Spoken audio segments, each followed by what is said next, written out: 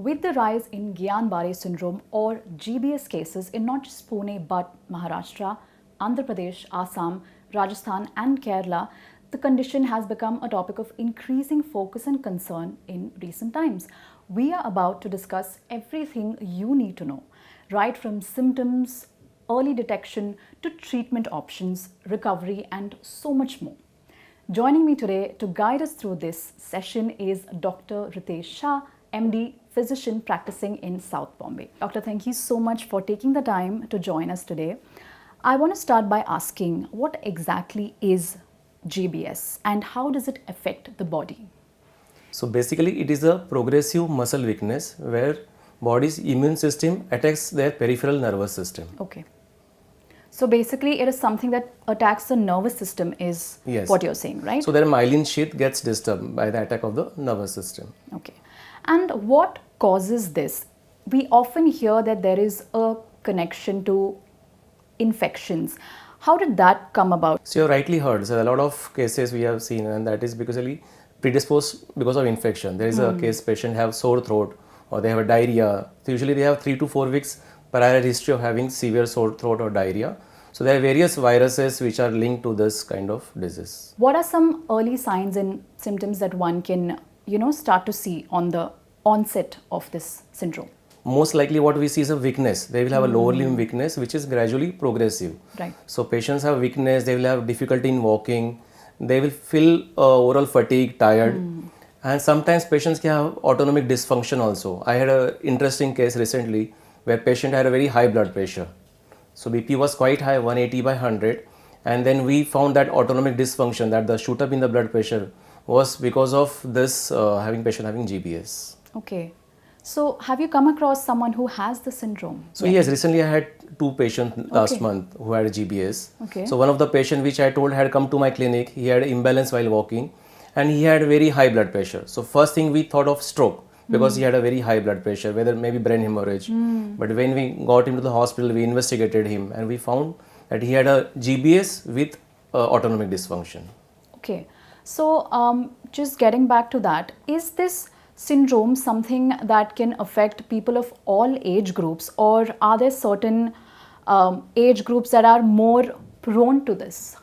So practically we have seen this disease affecting all the age groups, but yes, younger patients we see good recovery, elderly age above 40 years, then usually we see there are more chances of complications, or patients who have other comorbidities, then there are more chances of infections and complications. Okay.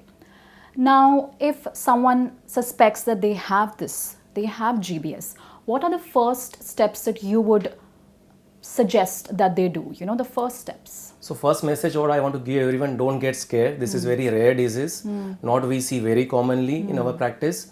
So yes, but if you have fatigue, you have muscle weakness, particularly in the lower limbs, which is progressive. Gradually you think the weakness is increasing day by day.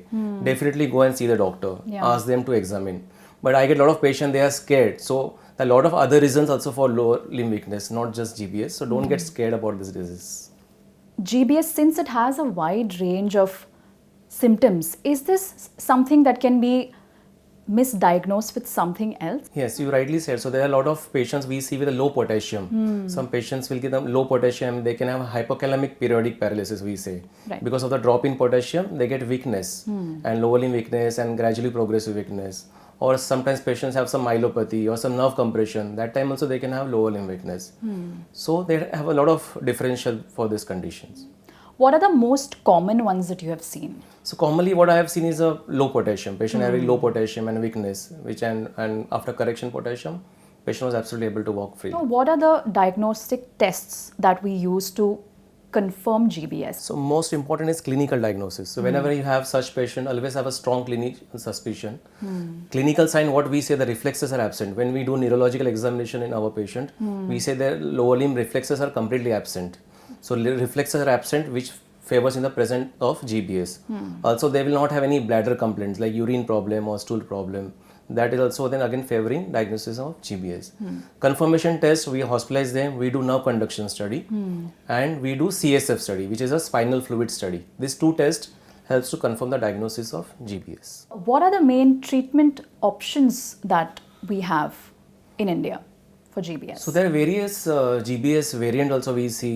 One is acute inflammatory demyelinating neuropathy, one is chronic diseases, or there are various variant of GBS like Miller-Fisher variant, which is one of the variant of GBS. So when patient of GBS is confirmed to diagnosis is confirmed, we have two options. One is IV immunoglobulin and plasmapheresis. This is caused by the bacterium Campylobacter jejuni. Yes. Now, is this the only bacterium that causes it? Yes. So there are a lot of bacteria, viruses. So Campylobacter jejuni is common. So that's why I mean everyone has heard about it. So 30 to 40% cases are because of Campylobacter jejuni. But we see it's because of cytomegalovirus. Okay. A lot of time patients after vaccination also we see patients developing GBS. In fact, after COVID vaccination, we have seen good number of cases who had GBS. Now, you just mentioned COVID. Is there a thing where if you've had COVID before, you are more prone to get GBS? Is there any logic behind that? So there are no studies as such which supports, but yes, we have seen a lot of patients, particularly COVID after vaccinations, we have to get a lot of GBS patients. So yeah, there are studies and there are patients who have been diagnosed with GBS after COVID vaccination. Okay. And what does the recovery process look like? The recovery is very good.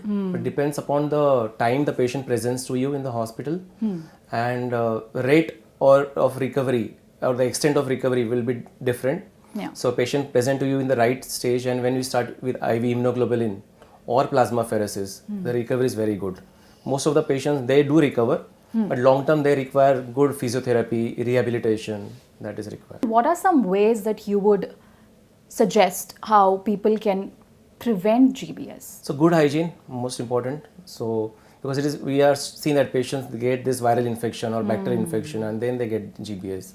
So good hygiene, good exercise, regular workouts, and not to get scared about this disease. It's very rare, it's not so common, but yes, we need to be cautious. Are there any vaccinations for this yet? No, so there are no vaccination for GBS. It is in disease which has to be prevented by good hygiene and taking good care of your health. Is it in works or there's no vaccine? There's no at vaccination all? because your body own immune system is attacking your peripheral nervous system. So there are no vaccines for this. We recently saw the FDA's findings where they ruled out chicken contamination, raw chicken contamination.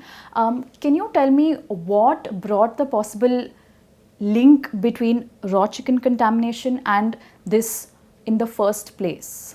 So because we have seen cases in the past where I had diarrhea and other symptoms before developing GBS. So yes, maybe there's bacterial infections or viral infections. So that's why the FDA had to rule out this. Okay, so that's not really a source, is No, that's what not you're the saying? source, no. Okay.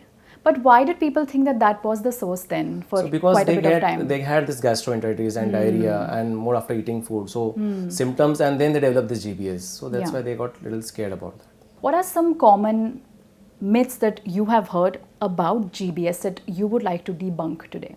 So I heard in the hospital like they were saying this is contagious or it can spread from one to another. So it's not? So it's not contagious. GBS can't, you can treat the patients very well, it don't spread. So that is a myth which we should, and it is easily treatable disease. It's not like we can't treat this disease. So if you present the right time to the doctor and you get investigated, thoroughly diagnosed, you can easily treat. This is a treatable condition, nothing to worry about it. Before we wrap up, if you were to talk about a few tips to stay safe while this is going on, what would be a few tips that you would suggest people in a way they could take care of themselves and others too? Yes.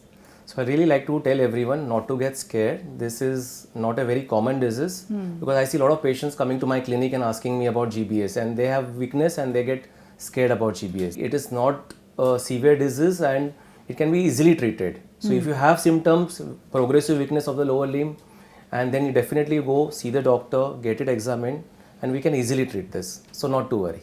Okay. With that, we conclude today's session on GBS. Thank you so much, Doctor, for taking the time to join us. And hopefully now you have a clearer understanding on Guillain-Barré Syndrome. Thanks for tuning in. I am Dhea Eapen and I'll see you next time right here on CNBC-TV18.